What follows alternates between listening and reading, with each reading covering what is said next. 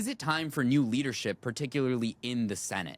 I want to get your thoughts on this. There have been some Democrats, some Democratic representatives who have come out, including Ro Khanna, Seth Moulton, Rashida Tlaib, and then as I was actually, in this conversation, Mike Levin, Mark Pocan, and Delia Ramirez also came out and said that they think that it's time for new leadership in the Senate.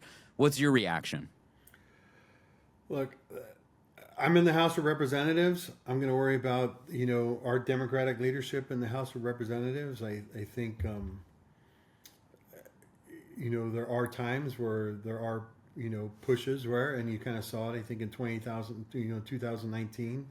I ended up voting for Nancy Pelosi for Speaker, but I was part of a group that, sent a letter saying like, hey, we think it's time for you to come up with a plan for you to kind of think about the future and who's going to be what's the leadership going to look like into the future. Took some heat for that. And a lot of people said I kind of, well, I didn't keep my word because I said I wouldn't support Pelosi, and then I did end up voting for her. But again, my point across of doing that was getting her to come up with a plan to kind of like, what that plan was going to be for her to leave. And she agreed. What we asked her to do was to serve no more than 2 more terms as the Democratic leader. And that's what she did. She kept to that. She backed away from that, which allowed new individuals to kind of come forward. Right. I think, if the Senate wants to do that, right, I think it's time for them, for maybe some people within the Democratic Senate caucus to come forward and say, okay, we need a plan for the future, and we got to start talking about that now and what that's going to be, and how soon is that going to happen, right? So I think those are just some discussions and some discussions that they need to have on the Senate side as to about what their future is going to be and who's going to be their leader kind of moving forward. Yeah, to double down on this question, I'm going to ask you the same thing that Hakeem Jeffries got asked earlier today. We'll play this video and then I'll just get your reaction to his response. Why do you think he is the right leader for this moment? Why do you think he should stay leader of Senate Democrats? Yeah, as I've indicated, listen, Leader Schumer and Senate Democrats over the last 7 weeks have waged a valiant fight on behalf of the American people. So, yeah, in another video, he was also asked, I couldn't do really you hear think the question. What was the question? He says, do you think that Senator Schumer should remain as as Senate Majority Leader? And then he responds in saying that he does think that Senate Democrats and Schumer have led a valiant effort in their fight over the past 7 weeks.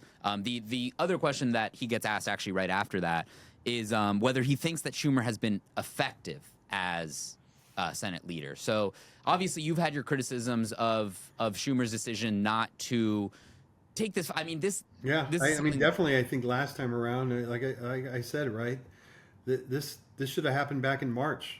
Yeah. Right. Everything that we just kind of went through, defending the subsidies, keeping the government open, was a stance that should have been handled back in March, to kind of get to that point to where, okay, let's come to negotiate and let's figure out how we're going to move forward, right? But by not doing that and giving it in, I think kind of laid out for the groundwork that kind of, I think, would just kind of happen now, right? And so, but again, I think that's up to the Senate, right? I mean, obviously this time around, Schumer was he took a different stance. It was a stance he should have took back in March. I guess better late than never. But what happens in the Senate too, right? It's the Senate, because of their rules, from the way I understand it, right? Very much different than the House, but senators can, in a way, kind of be a little bit more independent, and their stance could kind of go. I mean, even on the House side, right? If people can vote however they want. This isn't a parliamentary procedure, whereas if we don't fall in line, the government's going to crash, and now we got to hold elections. Um, you know, so they can vote wherever they want, right? And so I guess these individuals kind of decided that they were going to go in a different direction, and they decided to kind of, from what we're seeing right now, they're going along with the senators, right? And they got the 60 votes that they needed. That's now going to allow them to kind of move forward. You know, they're probably going to vote, against, the bill. They voted for cloture, supported that, but when it comes time to actually vote for the bill, they will probably all, if not, most of them will probably vote against it. But it doesn't really matter now, right? Because the Senate now they only need a simple majority to actually pass the bill. They don't need the Democratic votes in order to do that now. And so, it allows them to kind of move forward. So, and that's for the people of their state to decide on who these senators, when it comes time to vote. Like you said, none of them are up for re-election. I think a couple of them are retiring. That is up, for the people of their state to decide how they're going to vote. And it's up to the Senate, members of the Senate Democratic, party there to kind of decide who their leader is going to be and what their direction for the future is. Yeah. No, I one that I'm torn on is Ossoff. Obviously, Ossoff is having his reelection coming up in 2026, and he was one of the Democrats that was on the radar to potentially flip. Ultimately, he decided not to vote for the cloture to pass this resolution. I'm torn a little bit on Ossoff because I think that it was a little bit disheartening that he was obviously he is the candidate that is at the highest risk of getting replaced in this upcoming election or of losing his seat. So I understand the politics of it in terms of not voting, but it seems, at least for me, I have to still formulate my full opinion on it, but it seems like perchance Ossoff would have voted for this if there wasn't those 8 other Democrats already kind of willing to fall on the sword for it.